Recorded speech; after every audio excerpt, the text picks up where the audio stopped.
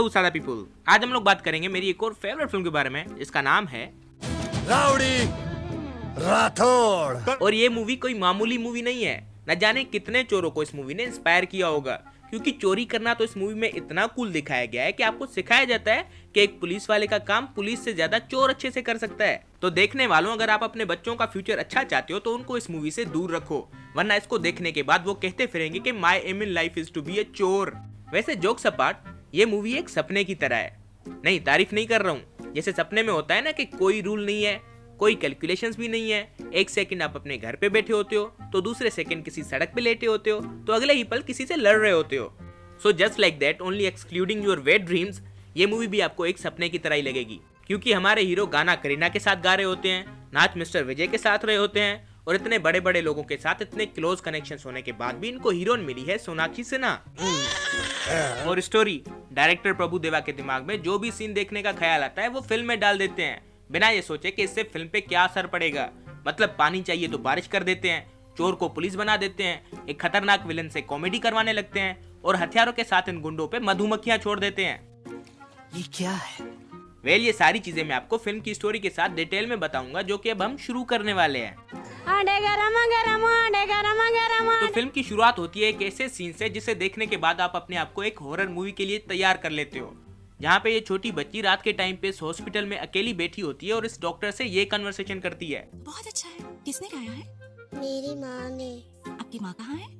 मेरी माँ मर गई। वेल, मैं तो इसी सीन से डर गया था, लेकिन अगले सीन में आप सबको कंफर्म हो जाता है कि ये एक हॉरर मूवी ही है, जहाँ पे ये भाई साहब, जिनको चिरकुट के नाम से जाना जाता है, एक आदमी को जिंदा देख के इतना डर जाता है कि उसकी कब्र खोदने लगता है। और फिर हमें बताया जाता है कि वो कब्र है मिस्टर विक्रम राठौड़ की। अब मेरी जनरल नॉलेज थोड़ी सी वीक है, लेकिन ये अपने आप में एक सवाल तो बनता है कि एक हिंदू को इस फिल्म में क्यों दफनाया गया था। Well, let's leave it because I can also be wrong about it. तो यहाँ तक आते आते राइटर और डायरेक्टर साहब का मूड चेंज हो जाता है और इस फिल्म को 180 डिग्री पे घुमा के यहाँ तक ले आते हैं, यहाँ पे ये दोनों भाई साहब भाग रहे हैं, और इनमें से जो ये विक्रम राठौड़ की शक्ल वाला आदमी है, इसका नाम है शिवा, और दूसरा आदमी जो है is not so important. So basically ये दोनों चोर हैं, और इतने बड़े चोर हैं कि अगर चोरी करने के लिए पुलिस वाला बनना पड़े तो ये वर्दी खरीदते नहीं है, बल्कि पुलिस के घर से ही वर्दी चोरी करके आते हैं। लेकिन फिर भी इतने बड़े चिंदी चोर हैं कि इतने लोगों के घर से सारा सामान चोरी करने के बाद भी इनके पास बचते हैं 35,000 रुपए। अब ये सोचने के लिए मत बैठ जाइएगा कि ये नंबर इन लोगों ने हमें किस हिसाब से बताया है, क्योंकि मैंने आपको कहा है ना कि ये मूवी एक सपने की तरह है, neither the rules nor the calculations. वैसे हमारा शिवा जो है वो बाकी सबसे अलग है। नहीं, इसकी भी तारीफ नहीं कर रहा हूँ, इसके पास एक इनबिल्ट टेक्नोलॉजी है जो बाकी सबसे अलग है, जिसकी मदद से ये किसी भी सीन को पॉज, रिज्यूम, बैकवर्ड, फॉरवर्ड, यहाँ तक के जूम करके देख और सुन सकता है। मतलब यार, इसके पेरेंट्स ने इसको पैदा करने के लिए कोई नॉर्मल से हटके दूसरा प्रोसेस फॉलो किया था, या फिर ये नासा के हेड ऑफिस में डिलीवर हुआ था कि उन लोगों ने इसके पैदा होते ही इसके अंदर कुछ ठोक के इसको ये टेक्नोलॉजी दे दी, और शायद इसी टेक्नोलॉजी को देखते हुए रोबोट 2.0 में इनको कास्ट किया गया होगा। खैर, इसके बाद शिवा को एक लड़की से प्यार हो जाता है जिसका नाम है पारो, और अपनी अकल, टेक्नोलॉजी और उस लड़की की बेअकली यूज करते हुए ये उसको फंसा लेता है। एंड नाउ लाइक एवरी आशिक मिजाज criminal, he wants to quit चोरी फॉर दैट गर्ल, लेकिन एक आखिरी चोरी के बाद। और ये देखने के बाद मेरे अंदर का फिलोसफी का कीड़ा मुझे ये कोट करने पे मजबूर कर रहा है कि चोर की आखिरी चोरी उसकी जिंदगी बदल देती है। ये बड़ी अच्छी बात कही आप। And in Shiva's case this change is not going to be positive for him, because इसकी आखिरी चोरी है एक संदूक। संदूक संदूक संदूक आओ। और अपने दोस्त के साथ मिलके उस संदूक को ये चोरी तो कर लेता है, लेकिन फिर ये पुलिस वाला वहाँ पे पहुंच जाता है जिसकी पोस्टिंग तक इस शहर में नहीं है, जो कि इनको कहता है कि ये संदूक खोलो। और संदूक खोलने के बाद उसमें से निकलती है एक छोटी बच्ची, और ये वही बच्ची है जो शुरुआत में हम लोग को हॉरर डायलॉग्स बता के डरा रही थी। और संदूक से बाहर निकलते ही ये शिवा को अपना बाप मानने लगती है, क्वाइट लिटरली। और पुलिस से बचने के लिए शिवा को ये बच्ची अपने पास रखनी पड़ती है, क्योंकि वो पुलिस वाला इनसे कहता है कि वो इस बच्ची की सेफ्टी चेक करने के लिए हर रोज इनके घर पे आएगा, बिकॉज यू नो उस शहर में तो उनकी पोस्टिंग है नहीं, तो ज्यादा काम रहता नहीं होगा उनको। और शिवा पुलिस से डर के उस बच्ची को अपने पास रख लेता है, ऐसा हमें बताया जाता है, लेकिन अगले ही सीन में बार बार उस लड़की को गुम करने की कोशिश करता रहता है। मतलब भाई, अपनी मर्जी से स्टोरी को कहीं भी लेके मत जाओ ना, this shit does not make any sense unless it's a dream. अरे हाँ, unless it's a dream, and this movie is like a dream, so my bad. आप फैलाते रहो चुतियापा। देसी गरमाड़े। और फिर शिवा को पता लगता है कि उसका एक हमशक्ल भी है, और आई शुड से कि ये खुद उस बच्ची के बाप का हमशक्ल है, और इन दोनों की शक्ल इतनी मिलती है कि शायद बाल भी एक ही हजाम से कटाते होंगे दोनों। मतलब बाल तो बाल, मूछें भी एक जैसी रखी हुई है दोनों ने। वेल तो इसका ओरिजिनल जो है वो भी इसी शहर में घूम रहा है, जो कि कंटिन्यूअसली मर्डर्स पे मर्डर्स करता जा रहा है। लेकिन उस बेचारे को एक बीमारी है जिसकी वजह से वो चलते चलते हैंग हो जाता है और उस हालत में अगर उसको पानी ना मिला तो वो मर जाएगा। लेकिन फिर भी इसमें इतनी अकल नहीं है कि समझ सके कि कम से कम एक पानी की बोतल साथ लेके घूमनी चाहिए इसको। हमारे मतलब बाप को मत सिखा, चल। खैर शिवा पे वापस आते हैं, जिसने बच्चों से नफरत होने के बावजूद इस बच्ची से एक बॉन्ड बना लिया है और वो बॉन्ड जब पारो को दिखता है तो उसको लगता है कि ये इसी की बच्ची है और बिना शिवा से सच्चाई जाने वो उससे रूठ के चली जाती है। वैसे अभी तक इंटरवल तक नहीं हुआ और हमें कम से कम 10 मूवीज का प्लॉट बताया गया है और इसी स्टोरी से कम 10-12 मूवीज तो वैसे भी बन जाएंगी अलग अलग स्टोरी की।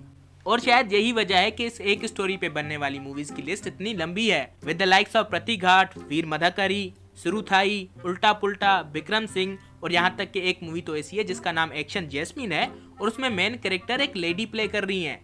और मुझे नहीं पता कि वो बेचारी अपनी मूंछों को ताव कैसे देती होंगी, because that's very valuable in this movie. खैर शायद वो अपनी चोटी को ताव देती होंगी। हम लोग स्टोरी पे वापस आते हैं। बड़ा हरामी हो बेटा। तो फिर एक दिन आता है जब शिवा और उसकी मुंह बोली बेटी पे जानलेवा हमला होता है और ठीक उसी वक्त ये पुलिस वाले उसको बचाने के लिए आ जाते हैं। मतलब भाई साहब, अगर आपको पता था कि हमला कब, कहां और कितने लोग करने वाले हैं तो कम से कम थोड़ा बैकअप लेके आ जाते, क्योंकि आप 2 जन इन दोनों को इतने सारे लोगों से कैसे बचा पाओगे। सो दे आर नॉट इनफ। इसीलिए अपनी बेटी और अपने हमशक्ल को बचाने के लिए विक्रम राठौड़ साहब एक 3 मंजिला बिल्डिंग से गैर जरूरी जंप करके खुद आ जाते हैं। और याद रहे कि इनको डॉक्टर ने क्या कहा हुआ है। आपके दिमाग में जो चोट है वो काफी सीरियस है। अब एक हल्का सा भी शॉक आपकी जान तक ले सकता है। लेकिन अब उस डॉक्टर को क्या पता कि ये अक्षय कुमार है, ये जंप वंप करना नहीं छोड़ सकता।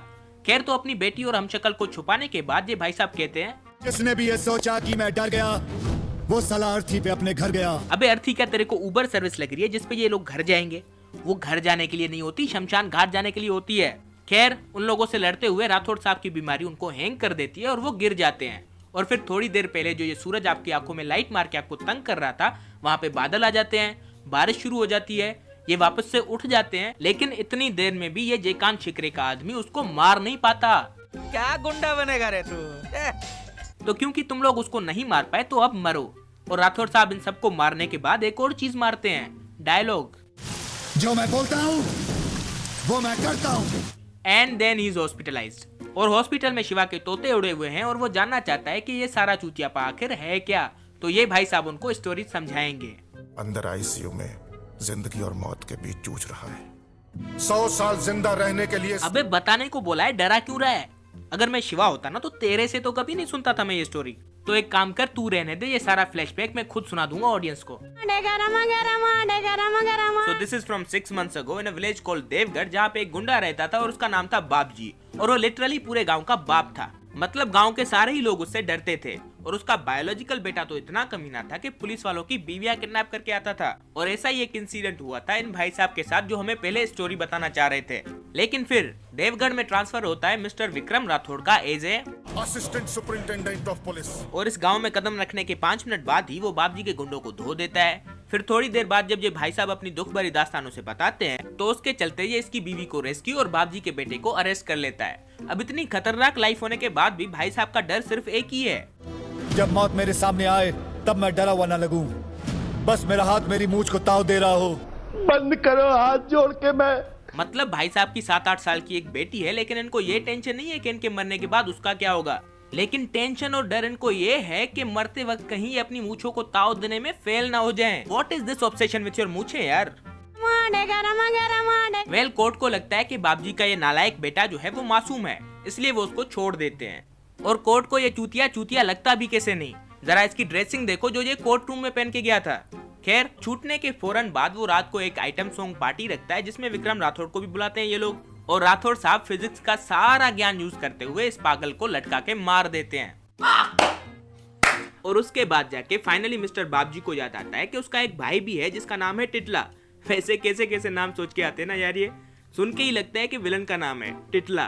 खैर टिटला भाई साहब हमारे मेन विलन है, तो आते ही एक बहुत ही अनरियलिस्टिक तरीके से विक्रम राठौड़ पे वार करते हैं। और अब इतना बड़ा हीरो है तो इतनी आसानी से तो मरेगा नहीं, तो एक बच्चे को लाया जाता है जिसको बचाते हुए इनको मारा जाता है। फिर इनकी बॉडी को घसीटा जाता है, टांगा जाता है, उस पर चप्पलें फेंकी जाती हैं। लेकिन इन चूतियों में से किसी के पास भी इतनी अकल नहीं है कि कम से कम उसकी दिल की धड़कन या नब्ज देख के ये चेक कर लें कि वो मरा भी है कि नहीं।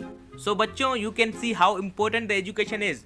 खैर विक्रम राठौड़ साहब फिर भी जिंदा हैं और पूरे गांव को पता है, लेकिन वो किसी को भी नहीं बताएंगे, विच इज नॉट बिलीवेबल, क्योंकि अगर इनके पास इतनी यूनिटी होती तो बाबजी जैसा आदमी इन पे राज नहीं कर रहा होता। Absolutely not. But this is how the flashback ends. और उसके बाद हॉस्पिटल में विक्रम राठौड़ साहब सच में मर जाते हैं फाइनली, बिना अपनी मूंछों को ताव दिए हुए। How sad. Cheating cheating cheating का। वैसे विक्रम राठौड़ के मरने की खबर को 5-6 महीने हो गए हैं, लेकिन उनकी जगह पे किसी और ऑफिसर को ट्रांसफर नहीं किया गया। क्यों? क्योंकि डायरेक्टर साहब का मूड ही नहीं था। तो अब शिवा अपनी सारी जिंदगी छोड़ के उसी पोस्ट को ज्वाइन कर लेता है एज विक्रम राठौड़, और कंटिन्यूअसली विक्रम राठौड़ के सख्त लोने वाली रेपुटेशन को अपनी कॉमेडी से बर्बाद कर रहा होता है। उसके बाद वो बाबजी के गोदाम लूटता है, उसकी फैक्ट्रियां जला देता है, लोगों के दिलों से उसका डर खत्म कर देता है, उसको अरेस्ट करके पिटवा देता है। मतलब ये सब इतना आसान था तो विक्रम राठौड़ तो चूतिया था फिर। और जिस तरह शिवा विक्रम राठौड़ की सारी चीजें इम्प्रोवाइज कर रहा है, उसका डायलॉग भी इम्प्रोवाइज कर देता है। जो मैं बोलता हूँ वो मैं करता हूँ, और हाँ, जो मैं नहीं बोलता हूँ वो मैं डेफिनेटली करता हूँ। अरे भाई सीधा सीधा बोलना कि सब कुछ कर लेता हूँ। उसके डायलॉग का फिर भी कुछ मतलब था, तेरे डायलॉग का तो कोई तुक ही नहीं बनता। वेल तो इस सब के बीच अचानक से वहाँ पे पारो आ जाती है। क्यों? ताकि टिटला उसे किडनैप कर सके for the climax. And obviously इतने सारे लोगों का साथ होने के बाद भी शिवा उनको बचाने के लिए वहाँ पे अकेला आएगा, और ये इतने सारे कम अकल विलन्स भी उससे एक एक करके लड़ेंगे, जिनको मारने के बाद वो फाइनली टिटला तक पहुंच जाता है। और इस नन्ही सी जान की टांग पे बार बार लगातार एक ही जगह पे वार करने की वजह से वो इसको इतना कमजोर कर देता है कि उसको इससे जीतने के लिए बाबजी का सहारा लेना पड़ता है। लेकिन जीतता वो फिर भी नहीं है, और ये दोनों बेड ब्रोस शिवा के हाथों मारे जाते हैं। क्योंकि शिवा तो इतना पावरफुल है कि थोड़ी देर पहले लगी चाकू की चोट को इंस्टेंटली हील करते हुए मूंछों को ताव दे रहा होता है, which is before leaving the Deogarh and eventually ending the movie। अब मैं भी इस वीडियो को एंड करने लगा हूँ, लेकिन उससे पहले मैं आपको बताना चाहता हूँ कि आपको मेरे चैनल को जरूर सब्सक्राइब करना चाहिए, क्योंकि किसी से भी अगर आप मेरे चैनल या मेरे बारे में पूछेंगे तो आपको एक ही रिस्पॉन्स मिलेगा। He's legend, he's amazing, he's everything। So now I know कि आप इस वीडियो को जरूर लाइक करेंगे, इस पे कमेंट करेंगे, इसको शेयर करेंगे और हमारे चैनल को सब्सक्राइब करेंगे, है ना? नहीं सर। क्यों नहीं सर?